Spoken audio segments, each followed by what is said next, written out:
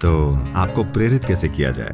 देखिए, जब आपकी कार स्टार्ट नहीं होती तो किसी को धक्का लगाना पड़ता है। एक बार ये चलने लग गई, उसके बाद हमें इसे धकेलते रहना नहीं पड़ता, ये अपने आप चलेगी। हम आपको ऐसे तरीके सिखा सकते हैं, जब आप इन्हें खुद का एक हिस्सा मानने लग जाएंगे तभी आपको प्रज्वलित कर देंगे। नमस्कारम सद्गुरु।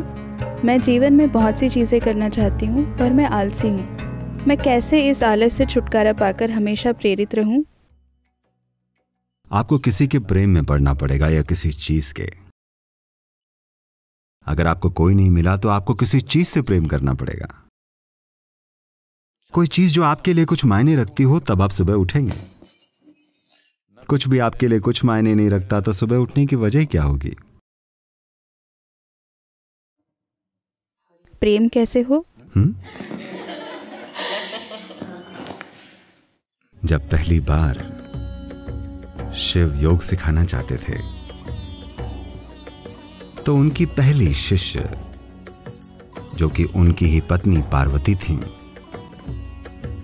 वो बहुत उत्सुक थीं उस परम ज्ञान तक पहुंचने के रास्ते को जानने के लिए, क्योंकि वो शिव को एक अद्भुत जीव के रूप में देखती थीं और वो उनकी ही तरह बनना चाहती थी। उन्होंने पूछा, कैसे? मैं कुछ भी करने के लिए तैयार हूं। शिव ने कहा, कुछ भी करने की कोई जरूरत नहीं है, बस यहां आकर मेरी गोद में बैठ जाओ। उनको थोड़ी हिचक हुई, क्योंकि वो नहीं चाहती थी उन्हें पुचकारा जाए। मैं उस परम ज्ञान को प्राप्त होना चाहती हूं। शिव ने कहा, आओ और बस आराम से यहां बैठ जाओ। वो बैठ गईं। शिव उन्हें अपने करीब ले आए, अपनी जरूरतों के लिए नहीं, उनके लिए। वो उन्हें और करीब ले आए, और ज्यादा और ज्यादा, और आहिस्ता से वो शिव का ही एक हिस्सा बन गईं। तो शिव का एक आयाम है जिसे हम अर्ध नारी कहते हैं, जहां आधा भाग पुरुष है और आधा नारी।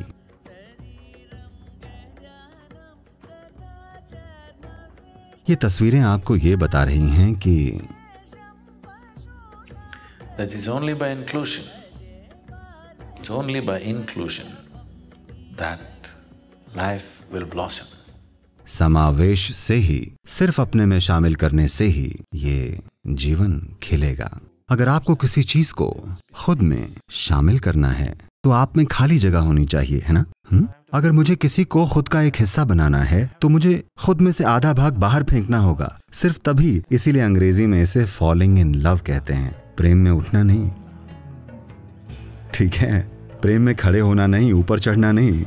फॉलिंग इन लव यानी आप प्रेम में गिरते हैं, क्योंकि आप जो हैं उसमें से कुछ हिस्से को गिरना होता है, सिर्फ तभी किसी के लिए या किसी चीज के लिए वहां जगह होगी। अगर आपका सब कुछ ढह जाए तो इसमें अपार जगह होगी। आप सारी की सारी सृष्टि को खुद में शामिल कर सकते हैं। नहीं तो कम से कम अगर आपका कुछ हिस्सा चला जाए तो आप एक और इंसान या सृष्टि के किसी एक और पहलू से प्रेम कर सकते हैं।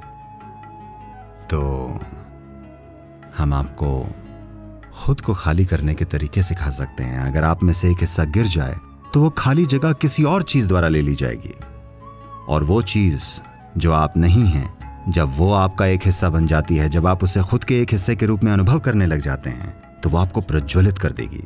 क्योंकि अभी आप जिसे आप मैं समझते हैं वो आप हैं ही नहीं। वो बस विचारों, भावनाओं और पूर्व धारणाओं का एक गट्ठर है ना? वो आप नहीं हैं। तो आप वाकई जो हैं वो अब तक आपके अनुभव में ही नहीं आया है। तो आपको प्रेरित कैसे किया जाए? जब आप अभी हैं ही नहीं तो आपको आगे कैसे बढ़ाया जाए? आप अभी तक हैं ही नहीं। जो है वो बस विचारों का एक गट्ठर है, विचारों और भावनाओं का एक बादल है, और हर तरह की चीजें हैं, है ना? तो इसीलिए साधना होती है। आपको यहां आकर साधना करनी चाहिए।